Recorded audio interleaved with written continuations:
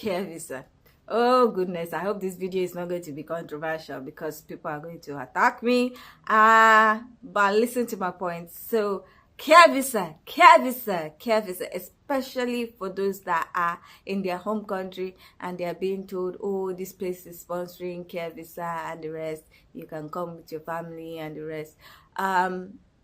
This video is all about why I am not a party to that and why I might not ever do all those videos where I'm showing you where to get sponsorship for care visa. So if you want to know what I think about it without judgment, please keep on watching.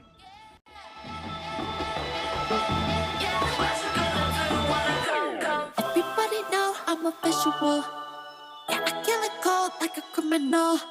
I'm everybody's type, but nobody can deny. Cause you know I get it, I'm getting freaky, yeah, I'ma bring the crazy. Get that freaky, get that freaky, getting freaky. Hi guys, welcome back to my channel. My name is Amomi, aka Petite Diva, and I am a University of Nottingham alumni and also a Developing Solutions Scholarship Award winner. In this educational series, I talk about the UK admission process, I talk about the UK visa application process, I also talk about tips and tricks on how to enjoy your stay in the UK as an international student, and I also talk about tips and tricks on how to earn more money as an international student.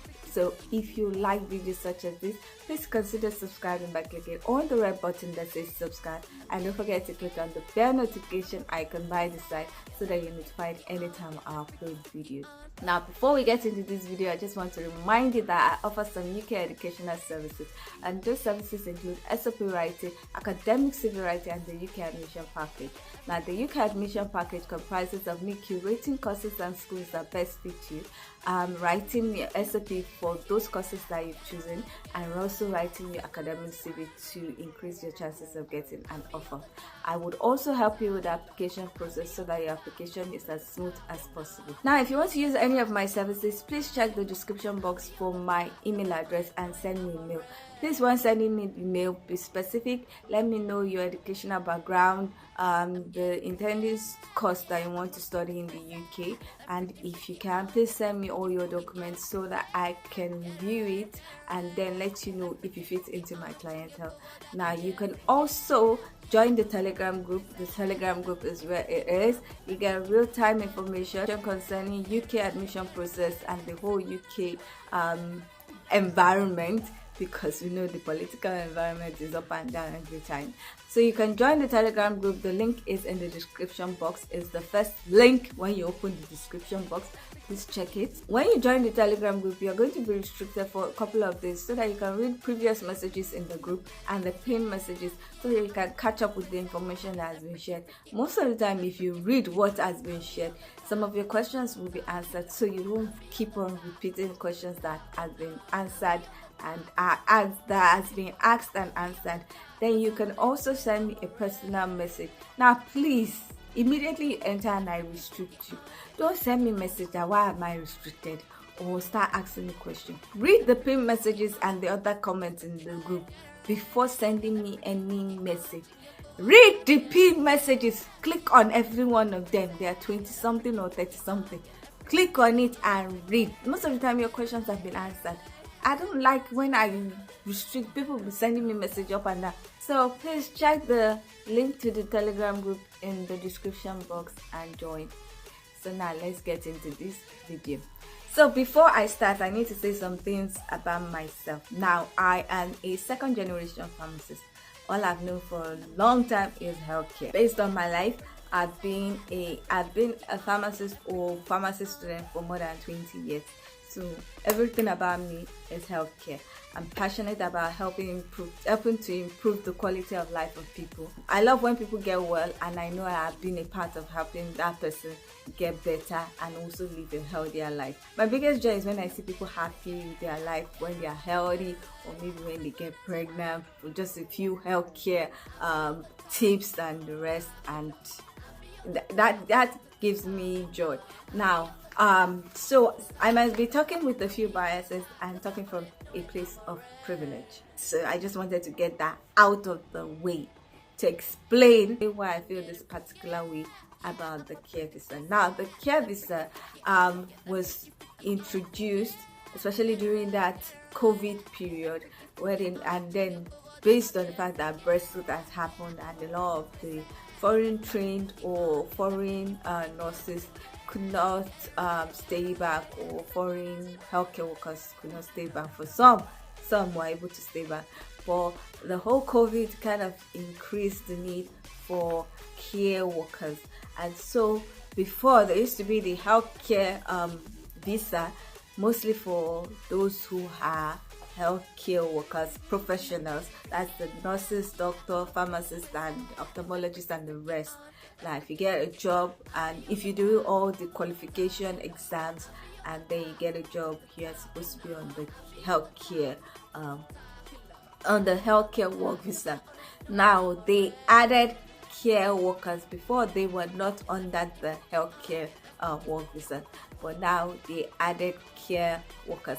Now, so you get your qualification and then you get someone, a care agency or NHS trust or something that can sponsor you, and you can even get it from your home country. So you don't have to be in the UK to get the sponsorship or the care visa. So because the qualification to be a care worker is not as intense or as strict as that of being a pharmacist or doctor or other care workers, people can do some online qualification and some other things and gain certifications that will make them qualified. So you see a lot of YouTube channels and videos saying, oh, these people are employing and you can get a certification of sponsorship here and the rest. And those videos do well, very, very well, like 18,000 views in like 1 week, 17,000 in like a day, and the rest. They do well. But personally, I don't think I'm going to ever do that, because, and I noticed there are a lot of things that people don't know about this care visa, and I'm also speaking based on my professional experience and my nature. Like I said, I've been in healthcare for a long time. I know the good, I know the bad. I also am more of an educator. I like to motivate people. I like to learn things and share. I like to motivate people. I am a firm believer of one of the easiest and less restrictive way to relocate is through student visa, especially for the UK. Now, here are why I'm not a huge supporter of people doing care visa without having options. That is mostly for those that are coming from their home country. Now, humans would always abuse things if they can get away with it. This whole care visa stuff has been abused a lot. Now, there are some agencies that would offer COS, that's the certification of sponsorship, and offer to help bring you and help you with the whole care visa and everything and relocate you to the UK. And they will offer to do it at a huge price. I've heard of people saying they are paying 12 million naira. Okay, I'm going to say some things in based on Nigerian context, so I'm going to be saying it in naira for the other people from other countries, and that thing kind of triggers me because they are abusing people. They are taking advantage of the fact that people just want to leave. And for me, I see it as being very, very selfish and wicked. Now, I understand that there's some services that will be offered. Sourcing for the agency or trust that is going to employ them, sourcing for the whole, helping with the whole visa application and the whole relocation thing. Yes, those are services that you can bill, but up to 12 million naira. Wow. And then you hear that they are selling COS to people, and I'm like, you do know that that is illegal. If you're selling COS and the UK government finds out, they could remove the sponsorship from the company that the person is being employed.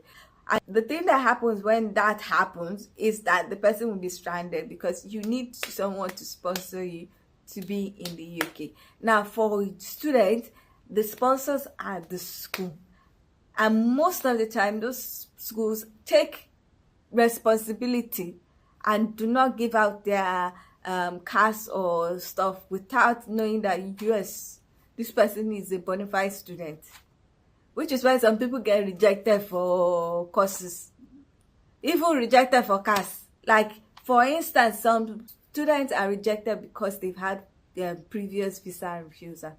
Because some schools have noticed that when you have a previous visa refusal, you might not get the visa. So they don't even want to even risk their sponsorship rights.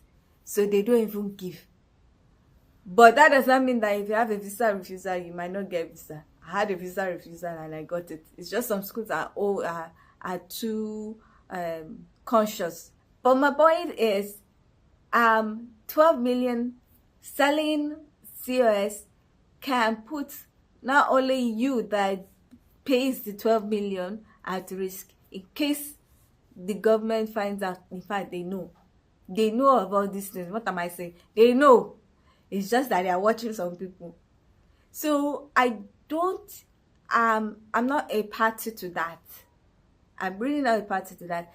If you are going to do a care visa from your home country, you have to do your research, which is why I am more of a party to student visa. And this is it. If you have 12 million, please go and do masters, especially if you have a bachelor's degree already. Go ahead, or HND, look for a master's and do. With the 12 million, you can comfortably do a master's. In fact, with maybe 7 million or 6 million, you can even relocate to start the master's. Since you have 12 million, the 5 million you can use to pay. In fact, you might pay all your school fees. Then be working for your maintenance fee. And that's the truth. But I realized that this relocation services and relocation stuff is now a big business. People are just taking advantage of the fact that people are desperate and want to leave. Now, I keep on saying that if you appear desperate, they are more likely to be scammed. And that is the truth. The whole relocation stuff is something else. I've seen people bill people for outrageous amount.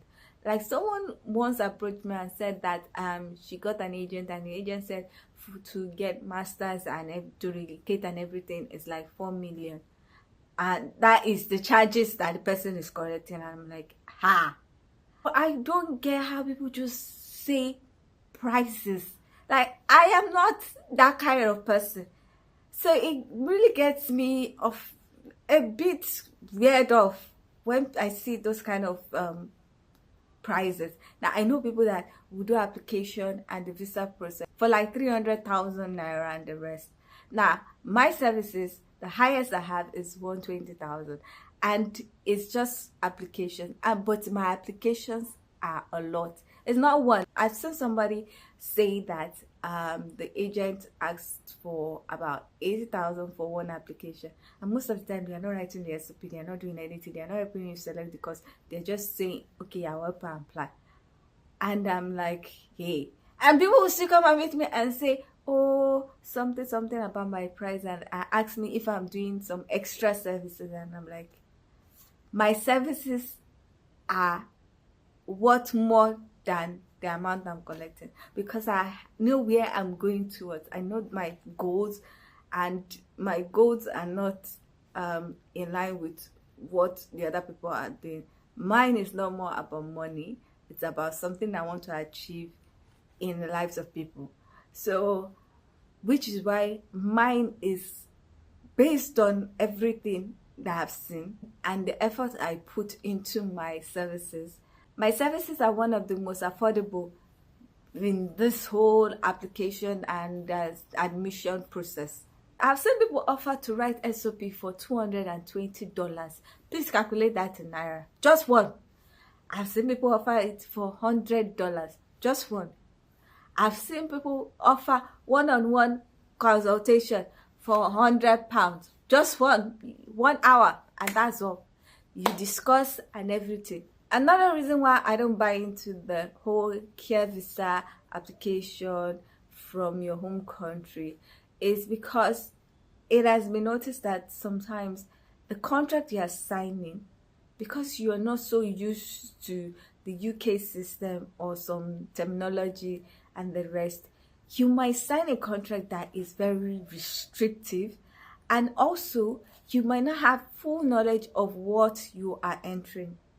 Now, some people will sign contracts that when they get into the UK and when they start working, you might find out that you're not going to be working every day. And because of that place is your sponsor, you might not be able to get another job, because I think there's a restriction to care visa or sponsorship visa where you are not able to take another job for more than a certain amount of hours. I'm not too sure about that. I think they are trying to work on removing the restriction or something, but for now you might not be able to work with another agency or something based on your contract. So I feel that because you're so desperate to come, you might not understand what you are reading or what you are signing, and they end up in a contract that is restrictive. Now, as a student that's already in the UK, you can do care work, and based on information that you've heard and everything, you will know which agency is good, which agency is terrible, which agency is the best, which one is that. And you can also explore your choices. You can go from one agency to another while working as a student. You, like I always advise, have more than one agency that you're working with. In fact, have like 3. If this one is not giving you a shift, the other one will give you a shift. So by the time you build a rapport with one of them, you might get a sponsorship with one of them. And since you already know the system, you might be able to understand the contract. You might be able to negotiate better your terms of condition, because you're already there and you have option of the post-study work visa. Nobody is bringing you. Nobody is sponsoring you to come. They are just sponsoring you to stay. So you have a better leverage, in my own opinion, this is my own opinion, than if you are being brought from your home country. And the second thing is that as a student, you at least have your pali, you have your certificate. When you pass, you have your certificate, and this also gives you an option of also getting a job in your field. This is also another thing I'm going to talk about, and that is what to do with your post-study work visa as a student. Now, as a student, if you have not gotten a tier 2 job in your field after school, you can use that time for the post-study work visa to build experience to get a tier 2 visa. Now, let me explain that. See, when you get the 2 years, you can continue with your care while looking for like an internship. You might not get straight tier 2 sponsored job, because they will always ask for UK experience, but you can do like a graduate program internship. So you're applying for that while still doing your care. Now, when you do that and you get the internship, you can still continue with the care depending on your contract for the internship, but you're also getting experience in your field, and then afterwards you can look for a tier 2 job after maybe getting 1 year experience in your field. Now, this is what a lot of people are doing, so I'm just saying it so that you can be proactive. Now, getting a care visa after maybe the post-study work visa, in case you don't see a tier 2 visa, is not bad, because you would have already known about the care industry and everything, so you know which one is good, which one is, you will know, you would be on ground, you will know. Unlike if you're coming from your home country, you might not know anything. In fact, when people are coming from home country, they don't used to tell anybody anything, they used to hide. But when you're in the UK already with everybody, everybody is opening mouth to talk. Network, you will find information when you network. But when you're coming from your own country, Nigerians, everybody is closing mouth so that their village people will not spoil something. So you might end up in the wrong place because you're not talking. But if you are in the UK, even as a student, even if worse comes to worse and they tell you to leave, you still have your certificate. And you can always go to another country. You can always apply to other countries because you already have an internationally recognized certificate from a UK university. But that is not possible with care, just coming with care visa. And then if you end up in a place where your mental health is affected, your physical health is affected, and then you break down or you lose the job, you have like 60 days to find another job, or you leave and you leave with nothing. So for me, I tilt towards doing a student visa. That's for me. If you have the 12 million, please tilt. This is me talking from a place of, I know, privilege, but that is what I feel. Now, the other thing why I'm not a party to all this care visa talk and everything is because, like I said, I've been in healthcare industry for a long time, in the healthcare sector for a long time. Healthcare is not easy. Care assistant is not easy. I'm a pharmacist. I know my qualities. I know my abilities. Even as a pharmacist, I don't think I can do care. Care requires a huge amount of patience. Huge one. And strength. Strength I don't have. Patience I don't have. Like, I don't have a huge. I have patience, but not huge. I have patience for pharmacy, but not huge for care. And I see people going, oh, I can do it, I can do it, I can do it. And I'm like, are you going there because of passion or because of money? If you go into healthcare in general because of money, one day you go vex. And then, you now go into care in a country that is not yours, with culture that is different. You're adapting to culture, you're adapting to the weather, you're adapting to way of life, you're adapting to the fact that your family is not there, and you're not the major race there, and you're adapting to all that. And all that is at the back of your mind is the money, not the passion. There is a tendency you will break down one day, or there's a tendency that you will do something wrong. Because all you're thinking of money, money, money. What if the money doesn't come and you still have to work? The big money, let me put it this way. What if the big money doesn't come and you still have to work because you need to pay your bills? You will end up being frustrated. And once you are frustrated, at one point in time, you might make a mistake. And you might make a huge mistake that might cost you your visa or cost you your freedom. Now, in healthcare, you got to be passionate. People will try you. The whole thing will try you. Now, why I'm saying passionate? Because I know what I've done. Like, I have been on duty in the night, being the only one in the pharmacy, attending to people when I started feeling strong palpitation in my heart. I was literally bending over to give people drugs. But I had to give them because their patient was in the hospital, was in the ward, and the doctor was about to see them.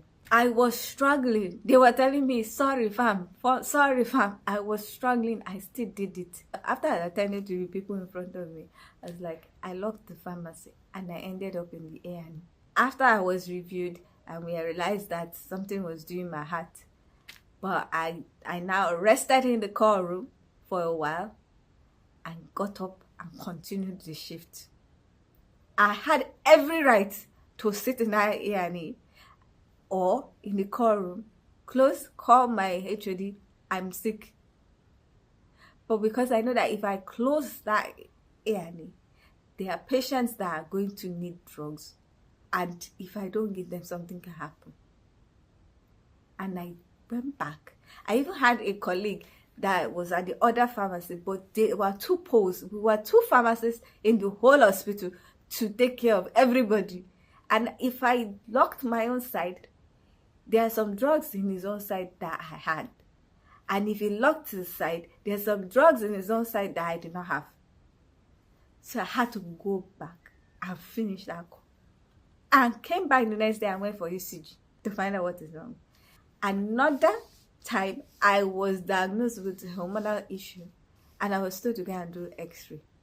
I was weeping because the prognosis was something. Finished weeping, cleaned my face, went back to work.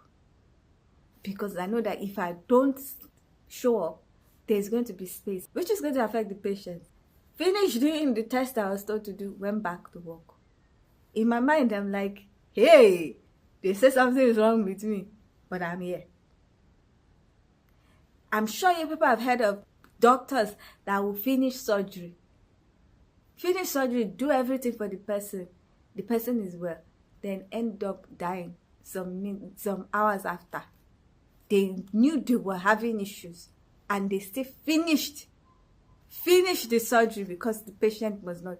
And then after 2 hours, 3 hours, just ended up quietly dying in their office or in their house. Dedication. No amount of money can do that. Dedication. Passion.